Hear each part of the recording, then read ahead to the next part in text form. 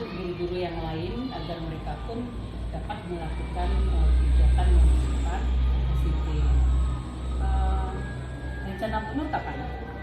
Kapan kira-kira bisa waktu Ibu mendampingi juga? Berarti harus didampingi ya? Iya. Kalau Senin kita ada kegiatan lomba, Selasa.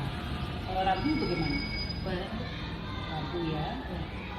Dia waktu yang diperlukan untuk mensosialisasikan kawan-kawan itu sekitar berapa lama? Paling-paling setengah jam. Jadi rencana saya bukannya budaya positif aja Bu, mulai dari modul 1-1, nanti 1-2, 1-3, 1-4, agar teman-teman semuanya nanti mengerti juga apa yang sudah saya terapkan di kelas saya. Apa-apa? Pagi menjelang siang ini kita berkumpul sebentar di ruangan 5B ini dalam rangka mensosialisasikan budaya positif kepada ibu-ibu semuanya. Mengapa saya mensosialisasikan ini? Karena di pembelajaran di calon guru penggerak angkatan 6 ini merupakan ilmu yang baru mungkin bagi saya. Kawan-kawan belum mungkin sudah tahu juga, tapi saya sekedar mengingatkan kembali. Baik, perkenalkan kembali saya merupakan CGP angkatan 6 dari Kota Payakumbuh untuk tahun 2022. Budaya positif sekolah. Yang mana disiplin positif ini dapat membuat seseorang menggali potensinya menuju kepada sebuah tujuan mulia, sesuatu yang dihargai dan bermakna. Itu yang dimaksud dengan disiplin positif. Jadi di sekolah kita ini sebetulnya disiplin positif ini sudah ada dari dulunya, dari sebelum-sebelumnya kita udah punya disiplin positif juga, tetapi saya hanya sekedar mengingatkan kembali. Kemudian tujuan mulia kita tadi yaitu dari penerapan disiplin positif itu adalah agar terbentuknya murid-murid yang berkarakter, berdisiplin, santun, jujur, peduli, bertanggung jawab, dan merupakan pembelajar sepanjang hayat sesuai dengan standar kompetensi lulusan yang kita harapkan.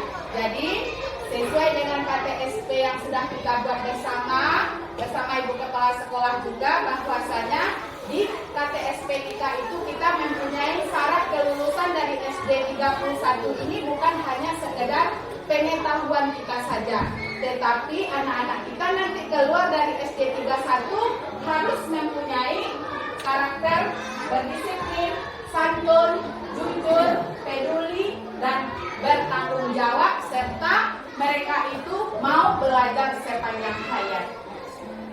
Kemudian di dalam penerapan budaya positif ini ada namanya teori motivasi, yang mana teori motivasi ini dicetuskan oleh. Kemudian di dalam penerapan budaya positif ini ada namanya teori motivasi, yang mana teori motivasi ini dicetuskan oleh Diana Gosen. Ada 3 motivasi perilaku manusia. Yang pertama, untuk menghindari ketidaknyamanan atau hukuman. Jadi anak-anak kita ini harus terhindar dari ketidaknyamanan mereka di sekolah, terhindar mereka dari hukuman. Kemudian yang kedua, menurut dosen, untuk mendapatkan imbalan atau penghargaan dari orang lain. Berarti anak-anak kita jangan kita ajarkan lagi untuk memberikan penghargaan kepada mereka.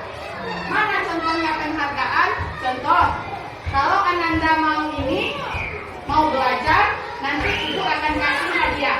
Nah, itu seperti itu, dan sekarang kita hindari lagi memberi penghargaan seperti itu.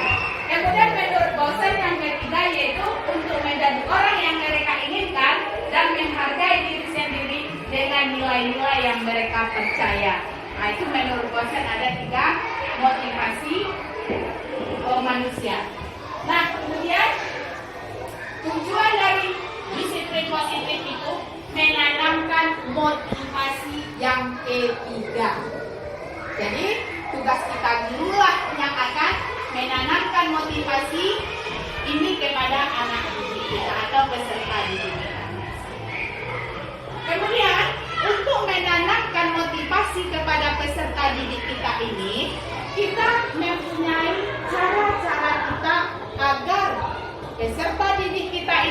termotivasi untuk menjalankan kegiatan di sekolah ini agar mereka nyaman, agar mereka betah, agar mereka bisa mempunyai karakter itu sesuai dalam insting mereka.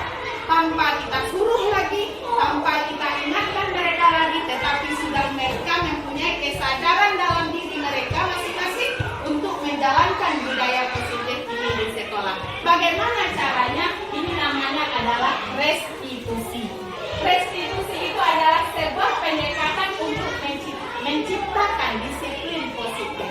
Jadi dengan cara restitusi ini kita mendekatkan kepada anak-anak kita bagaimana anak-anak kita ini bisa menerapkan budaya positif ini di dalam dirinya.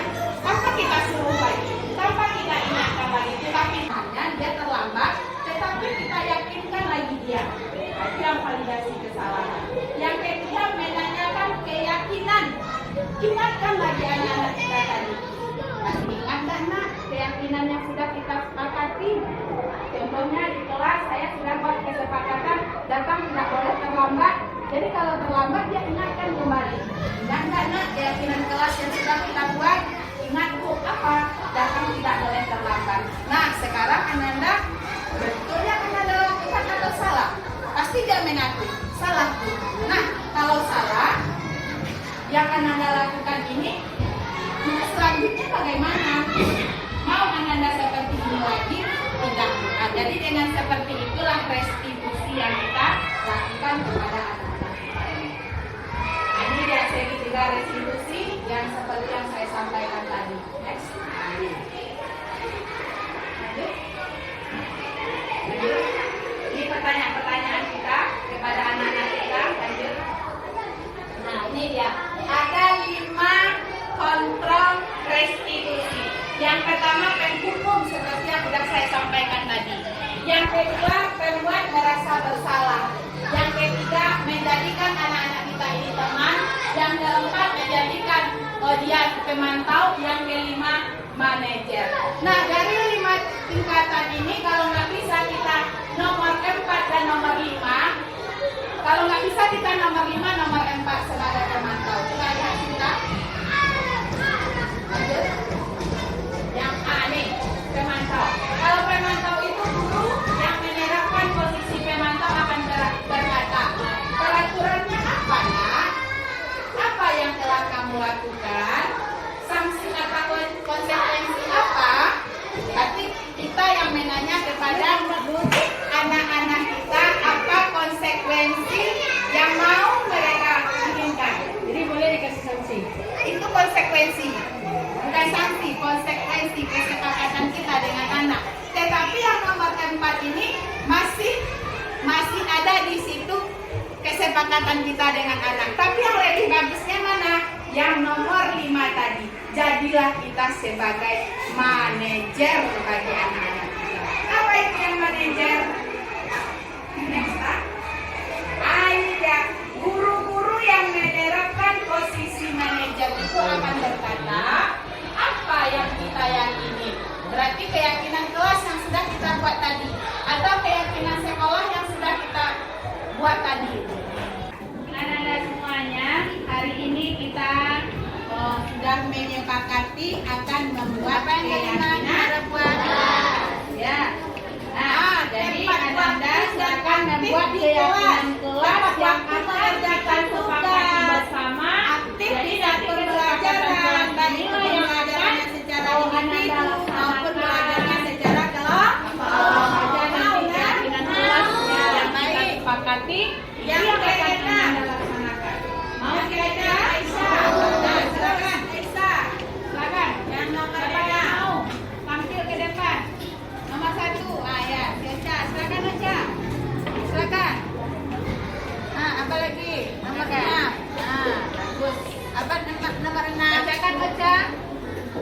Mengerjakan tugas. Yang pertama berarti Anda mengerjakan tugas tepat. Bekerja sama menjaga kebersihan kelas. Sepakat? Bagus. Tepuk tangan dulu untuk kita semuanya. Yang kedua lagi.